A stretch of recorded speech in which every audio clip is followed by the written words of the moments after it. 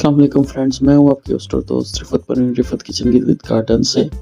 तो आप सबको मेरी तरफ से नए साल की बहुत बहुत मुबारक हो। तो उम्मीद है कि आप सब खैरियत से होंगे, खुश होंगे नए साल के साथ। फ्रेंड्स, आज आपके लिए 3 किस्म की रेसिपी लेके आई हूँ, एक साथ पंपकिन सूप एंड पकौड़े, इमली, ग्रीन चटनी।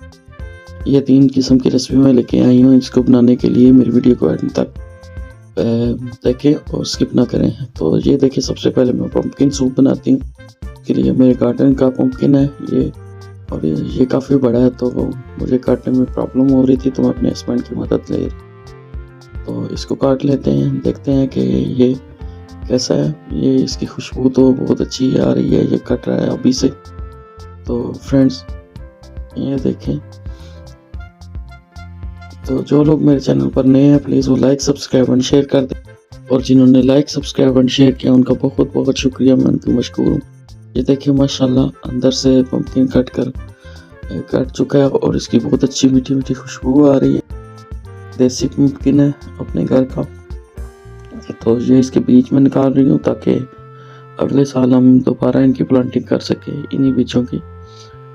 तो माशाल्लाह ये देखें, इस पंपकिन के थोड़े से पंपकिन का मैं सूप बनाऊंगी, और कुछ की बर्फ़ी, और कुछ मैं आपको एक और चिकन के साथ रेसिपी बना के दिखाऊंगी पंपकिन की। बड़े मज़े की रेसिपियाँ इससे बनती हैं।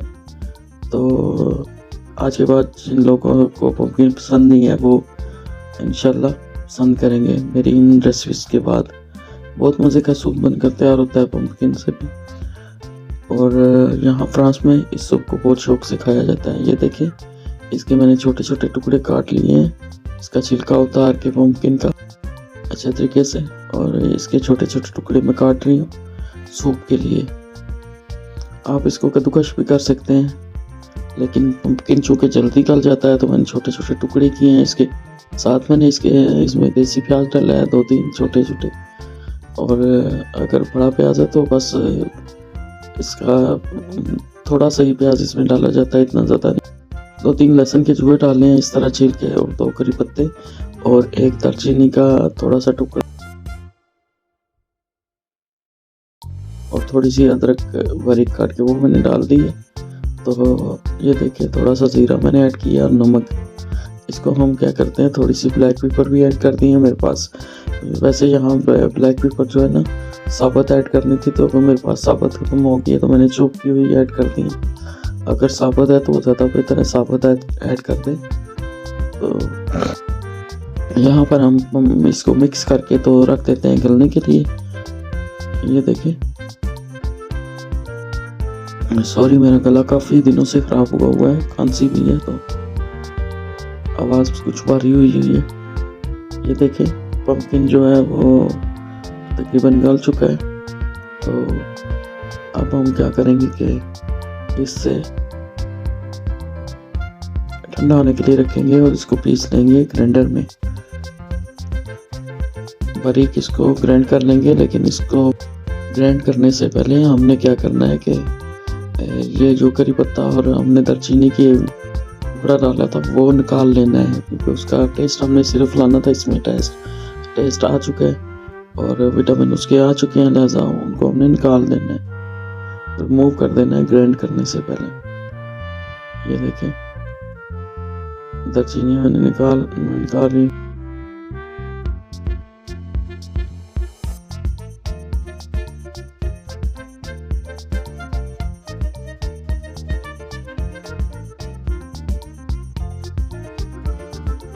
साथ साथ, और ये पंपकिन जो कि गल चुका है।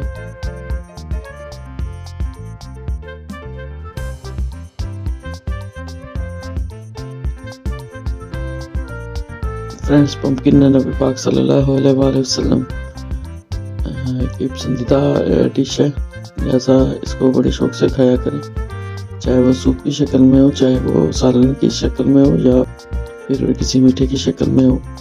ये देखें, मैंने देखा था थोड़ा सा उसमें फ़र्क था, तो मैंने सोचा थोड़ी और देर इसको गला लेते हैं। दूसरी साइड पे मैंने यहाँ पे चाय रखी हुई थी, वो बन चुकी है। साथ साथ ये देखिए पंपकिन गल चुका है, इसको हम ठंडा कर लेंगे और दालचीनी और करी पत्ता हम रिमूव कर देंगे।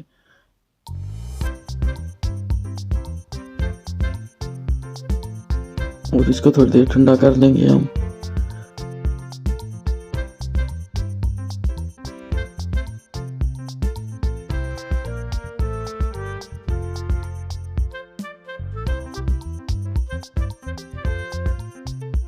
ठंडा होने के बाद हमने उसका पेस्ट बना लिया, तो इसमें मैंने ऐड कर दिया है थोड़ा सा ऑलिव ऑयल एक और देचकी में, और इसमें मैं ऐड करूँगी थोड़ा सा ज़ीरा।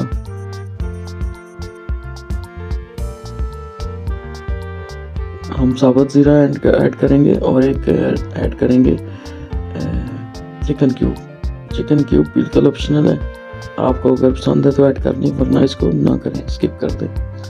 ये देखें, ज़ीरे को थोड़ी सी देर हम चटकाएंगे और इसमें हम डाल देंगे ये जो हमने ग्राइंड किया हुआ था पम्पकिन, और जो हमारे पास सूप बचा हुआ था पम्पकिन का वो भी हमने इसमें ऐड कर दिया है। ये देखें, और इसमें मैं थोड़ा सा येलो कलर ऐड कर रही हूँ, ऑरेंज वाला कलर। आपको अगर पसंद है तो ऐड कर दें, वरना इसका अपना कलर भी बहुत प्यारा है माशाल्लाह। नमक मैंने चेक किया था, नमक कम था तो मैंने थोड़ा और ऐड कर दिया।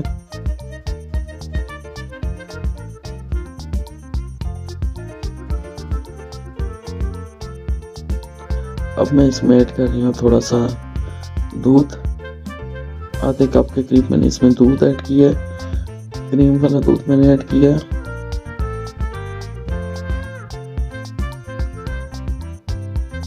और इसमें मैंने थोड़ी सी ब्लैक पेपर और ऐड कर दी है।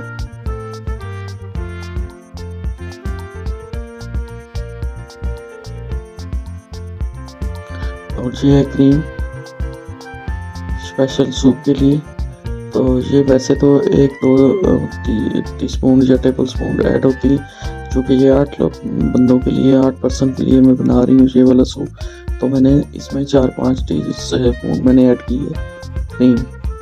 आप जो घर की बुलाई है वो भी इसमें यूज़ कर सकते हैं। हम इसको उबालेंगे थोड़ा थिक होने तक, और साथ मैंने ऐड किया थोड़ा सा बटर, इससे टेस्ट और भी मज़े का आता है। और इसको अच्छे तरीके से हम उबाल लेंगे ताकि दूध का कच्चापन भी ख़त्म हो जाए और पम्पकिन का सूप थोड़ा सा थिक हो जाए। आप इसे अपनी मर्ज़ी के मुताबिक थिक भी रख सकते हैं, पतला भी रख सकते हैं, जितना आपको जिस तरीके से आपको सूप पसंद है उस तरह आप इसको रख सकते हैं।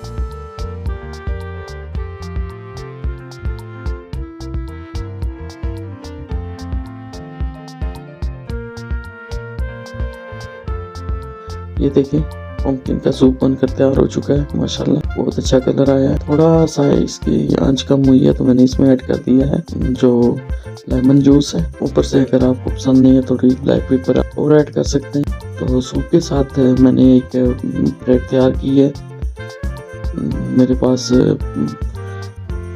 जो बर्गर के लिए यूज़ होता है बंद, उस पर मैंने थोड़ी सी चीज़ ऐड की है और उसको मैंने थोड़ा सा ओवन में पका लिया ताकि ये थोड़ा ड्राई हो जाए और खुश्क हो जाए। ये देखिए, इसके साथ मैंने ऐड कर दिया ये भी, और बहुत मज़े का टेस्टी माशाल्लाह बहुत खुशबूदार टेस्टी सूप बनकर तैयार हुआ है। आप इसको ऐसे भी पी सकते हैं और साथ इस तरह बना के ब्रेड भी आप यूज़ कर सकते हैं जैसे अभी मैं कर रही हूँ। ये देखिए माशाल्लाह बहुत मज़े की ब्रेड और सूप बनकर तैयार हुआ है। आप भी इस तरह बनाएं और मज़े लें। ये देखें, इस साइड पे मैंने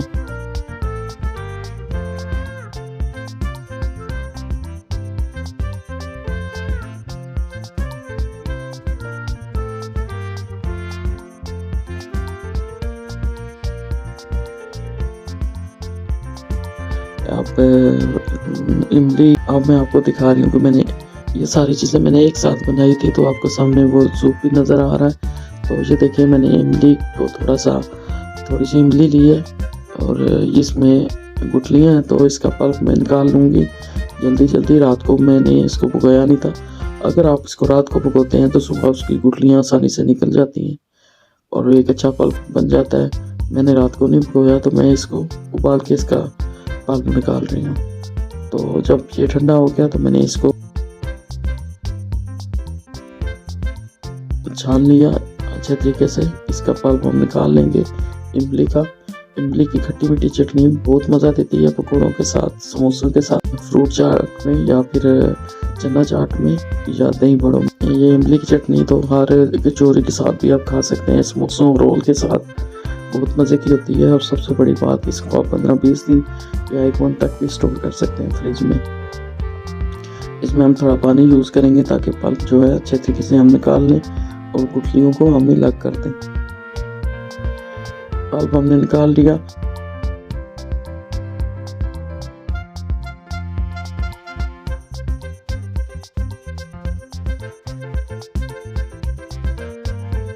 ये मैंने थोड़ा सा ऑलिव ऑयल डाला है और उसमें मैं ऐड कर रही हूँ ब्राउन शुगर। आप इसमें दूसरी शुगर भी ऐड कर सकते हैं, गुड़ भी ऐड कर सकते हैं, शक्कर। तो ये जो ऑलिव ऑयल मैंने डाला है ये सिर्फ इसलिए डाला है कि एक अच्छी सी शाइनिंग आ जाए इमली की चटनी में।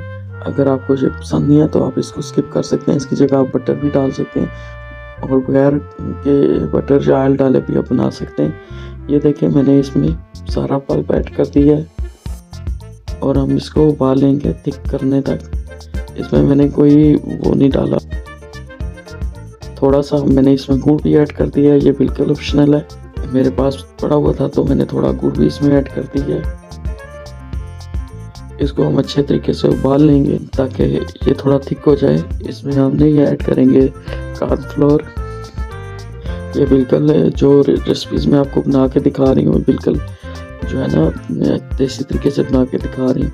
ये देखिए इसमें 1 टीस्पून मैंने रेड चिली पाउडर डाला है, आधी टीस्पून मैंने नमक ऐड किया है। यहाँ पे अगर आपके पास काला नमक है तो वो भी ऐड कर सकते हैं। तो यहाँ पे मैंने जीरा, भुना कुटा हुआ जीरा ऐड किया है आधी टीस्पून, और आधी टीस्पून मैंने अदरक इसमें ऐड करनी है थोड़ा सा। इसमें मैंने ऐड किया ऑरेंज कलर। ये भी ऑप्शनल है कलर, अगर आपको पसंद नहीं है तो आप कलर यूज ना करें, ये सिर्फ कलर देने के लिए है।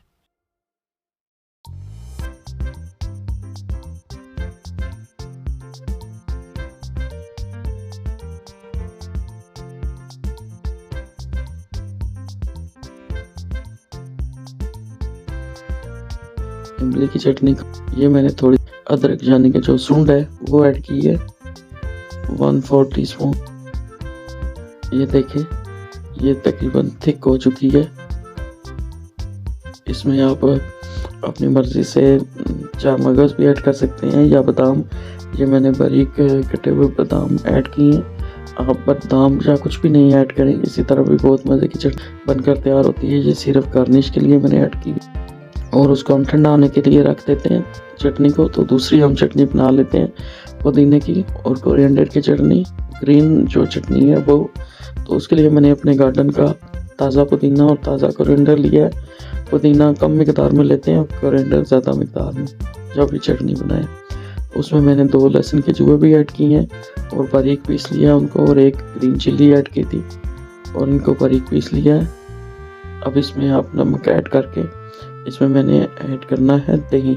इस तरह चटनी बना के आप फ्रीज़र में रख सकते हैं क्यूब की शक्ल में। जब आपने चटनी को खाना हो तो आप एक क्यूब निकाल के उसमें दही ऐड करके तो यूज़ कर सकते हैं, खासकर रमज़ान में इजी हो जाता है। तो ये देखें इसमें मैंने दही ऐड कर दिया। ये सारी चटनी हमने अभी खानी है तो मैंने इसमें दही ऐड कर दिया और इसको हम अच्छे तरीके से मिक्स कर लेंगे। थोड़ा सा और दही में ऐड कर लेती हूँ। तो ये देखिए माशाल्लाह बहुत मज़े की इमली की चटनी और ग्रीन चटनी बनकर तैयार हो चुकी है पकौड़ों के लिए। माशाल्लाह मेरे अल्लाह की शान, बहुत मज़ेदार दोनों चटनियाँ बनकर तैयार हुई है। इमली की चटनी खट्टी मीठी और पुदीने की चटनी बहुत मज़े की दोनों सॉस बनकर तैयार हुई है। इसको आप पकौड़ों के साथ, रोल के साथ, समोसे के साथ, कचौरी के साथ खा सकते हैं और चम्मच के साथ भी खा सकते हैं। चना चाट, दही बड़े, राइस हर किसी के साथ इसका आप टच कर सकते हैं। इस तरह आप भी चटनी बनाएं और मुझे बताएं कि कैसी बनी है, कमेंट में ज़रूर बताया करें। और मुझे आप लोगों के लिए और क्या बनाना है ये भी बताया करें। ये देखें कितने मज़े की, बहुत ही मज़ेदार माशाल्लाह और कलरफुल चटनी सास दोनों बनकर तैयार हुई हैं। तो अब हम बना लेते हैं पकौड़े। बहुत ही मज़ेदार पकौड़े हम बनाएंगे आलू के और ग्रीन चिल्ली के और हरे प्याज कोरिएंडर और पुदीने के। साथ इसमें मैंने पालक भी ऐड की है। इन सब चीज़ों में मैंने बंद गोभी भी ऐड की है, उनको मैंने बारीक काट के धो के रख लिया है सारी चीज़ों को।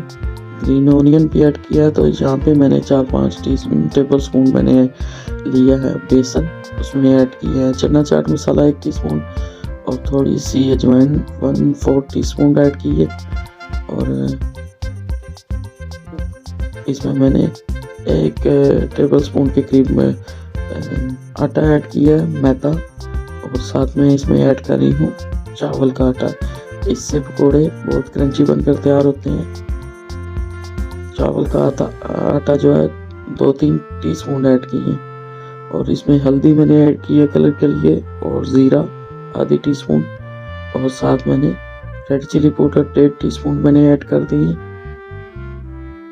भर के। नमक ऐड किया है इसमें मैंने। और अगर आपके पास साबुत कोरिएंडर है, मैंने कोरिएंडर पीस के रखा हुआ है, साबुत कोरिएंडर है तो वो ऐड करें। मैंने अपने घर का कोरिएंडर पीसा हुआ है तो वो मैंने ऐड कर दिया 2 टीस्पून और इसमें मैंने नमक ऐड किया है 2 टीस्पून, चूँकि मैं ज़्यादा बना रही हूँ।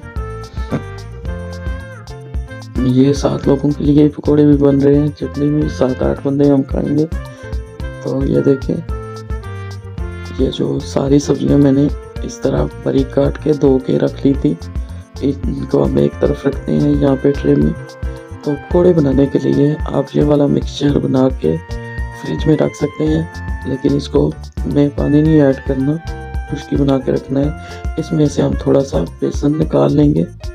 अगर आपके पास चिली फ्लेक्स है, मेरे पास खत्म हुई हुई है, तो वो भी आप ऐड करें इसमें 1 टीस्पून। ये देखिए मैंने इस मिक्सचर को इसमें मिक्स कर दिया है। इस तरह मिक्स करके आप फ्रिज में रख दें। जब पकोड़े बनाने हों तो उस वक्त इसको इसमें पानी डाल लें, इससे पहले ना डालें वरना पकोड़े ब्लैक कलर के हो जाते हैं, अच्छा कलर नहीं बनता पकोड़ों का। तो ये देखें, ये आलू के लिए मैंने जो बेसन अलग किया हुआ था, इसको बिल्कुल ही नीम हल्के से गर्म पानी से इसको मैं एक अच्छा सा इसका मैं बैटर बनाऊंगी आलू और ग्रीन चिल्ली के लिए। इस तरह इसके सारे लम्स खत्म करके एक अच्छा सा बैटर मैंने तैयार कर लिया है। ये देखें, ये भी जब आप पकौड़े बनाएं तो इसको मिक्स करके बनाएं बैटर। तो यहाँ पे तेल मैंने कढ़ाई में गर्म किया हुआ है। सबसे पहले मैंने एक प्याज काटा हुआ था तो उसको ठंडे पानी में भिगो के रखा था एक फ्लावर बनाने के लिए। तो उसमें मैं खुश्क बेसन ऐड कर रही हूँ जो हमने बनाया था। तो ये देखिए, ये प्याज भी बहुत टेस्टी बनकर तैयार होता है इसके पकौड़े। इसके हर तरफ मैंने बेसन लगा लिया, अगर आपको नजर आ रहा है तो।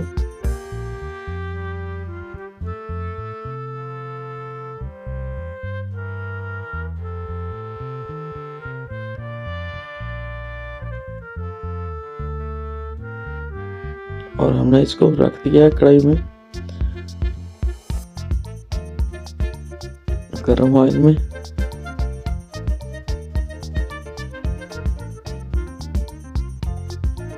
बच्चे बहुत ज़्यादा तंग कर रहे हैं।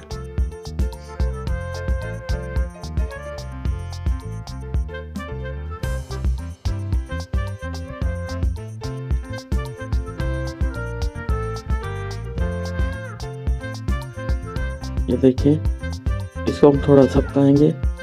थोड़ा सा पकाने के बाद इसमें हम इसको ऐड कर लेंगे जो हमने आलूओं के लिए बनाया हुआ था बेसन, वो थोड़ा सा इसके ऊपर हम इसमें ऐड कर लेंगे ताकि ये और अच्छा सा क्रंची सा बनकर तैयार हो प्याज। ऑनियन के पकौड़े बहुत मज़े के बनते हैं। ये मैंने बनाया था तो उसी वक्त मेरे बेटों ने खा लिया था, उनको बहुत पसंद आया था। तो ये देखें, ये ग्रीन चिली मैंने इस तरीके से काट के तो अच्छे तरीके से इसमें मैंने बेसन का जो मैंने पेस्ट बनाया हुआ था वो लगा लेंगे हम, और इस तरीके से ग्रीन चिल्ली भी हम कर लेंगे। ग्रीन चिल्ली हमारे घर में बहुत शौक से खाई जाती है।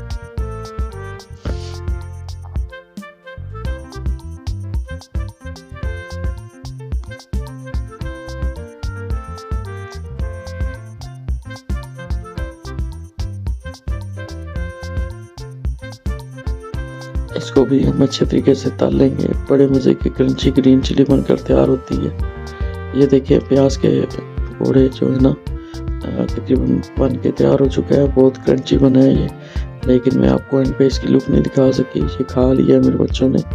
तो ये देखें, ग्रीन चिली भी तैयार होने वाली है। बहुत अच्छी खुशबू आ रही है मेरे किचन में पकौड़ों की।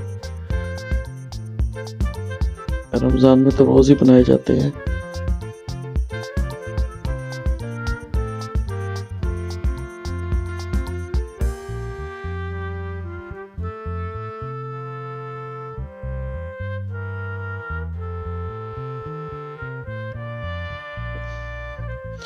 फ्रेंड्स, मैंने पहले भी पकौड़ों की रेसिपी इसी तरीके से आपको बना के दिखाई थी, तो आप वो भी देखें। और दोबारा मैं आपको रिपीट करवा रही हूँ। इसमें कुछ चीज़ें नई भी हैं, जैसे कि इमली की चटनी और ये प्याज के पकौड़े जो भी मैंने बना के रखा है, और इमली की और ग्रीन चटनी जो बनानी मैंने आपको सिखाई है।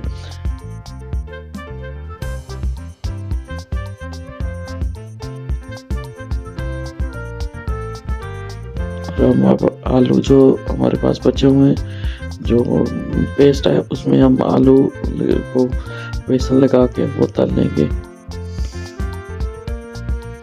ये देखें जी, हम आलू भी तल लेते हैं। तो फ्रेंड्स, मेरे चैनल को लाइक सब्सक्राइब एंड शेयर करना मत भूलें, और जिन्होंने लाइक सब्सक्राइब एंड शेयर किया उनका बहुत बहुत शुक्रिया। बेल के आइकन को ज़रूर दबाया करें ताकि मेरी न्यू वीडियो आपको देखने को मिले, और लाइक ज़रूर किया करें। मैंने देखा है बहुत से लोग मेरी वीडियो वॉच करते हैं, लाइक का बटन प्रेस नहीं करते, तो लाइक का बटन भी प्रेस कर दिया करें। और हम लोग इतनी मेहनत से आपके लिए वीडियो बनाते हैं, तो एक लाइक तो बनता है हमारे लिए। और ज़रूर कमेंट में बताया करें कि आपको क्या बना के मैं दिखाऊं।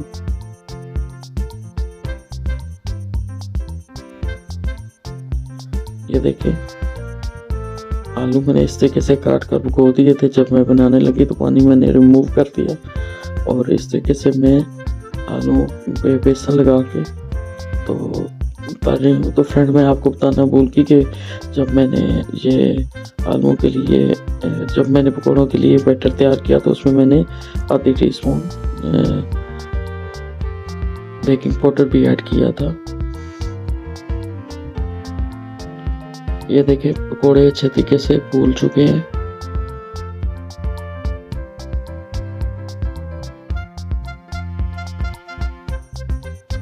आलूओं के पकौड़े तैयार हो चुके हैं। तो अब हम तैयार करते हैं प्याज और मिक्स पकौड़े, जैसे प्याज है, गोभी, पालक, कोरिएंडर, पुदीना, और इसमें भी बारीक कटे हुए आलू भी हैं।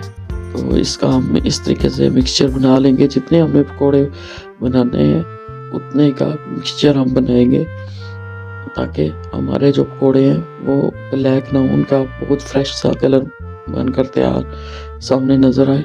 अगर हम इस सारे मिक्सचर को एक दफ़े बना लेंगे तो पकौड़े हमारे जो बन तो जाएंगे, लेकिन वो वाला कलर नहीं आएगा जो हमें पकौड़ों के लिए चाहिए होता है। इसलिए इस तरीके से पकौड़े बनाया करें।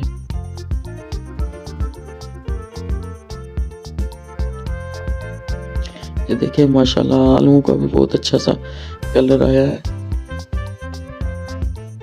तो अब हम आलू इसमें ऐड करें, मिक्स पकौड़े ऐड कर देते हैं।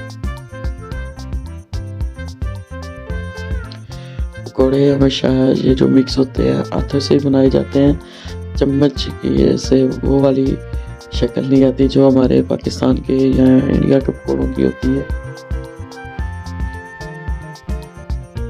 तो इसलिए मैं हाथों का ही यूज़ करती हूँ पकौड़े बनाते हुए।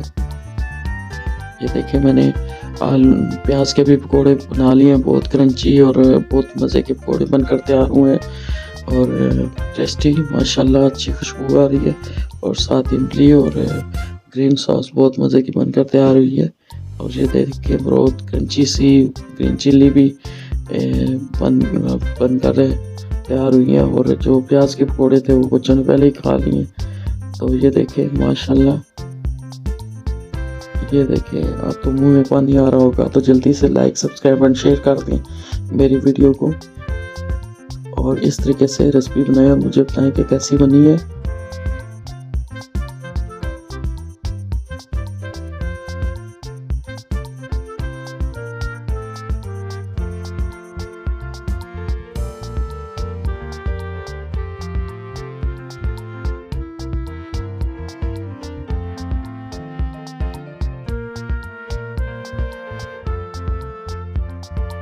और मुझे आपके लिए और क्या बनाना है, इसके साथ मुझे इजाज़त दें। अल्लाह हाफिज़, बहुत सारी दुआओं के साथ। फ़ी अमानुल्लाह।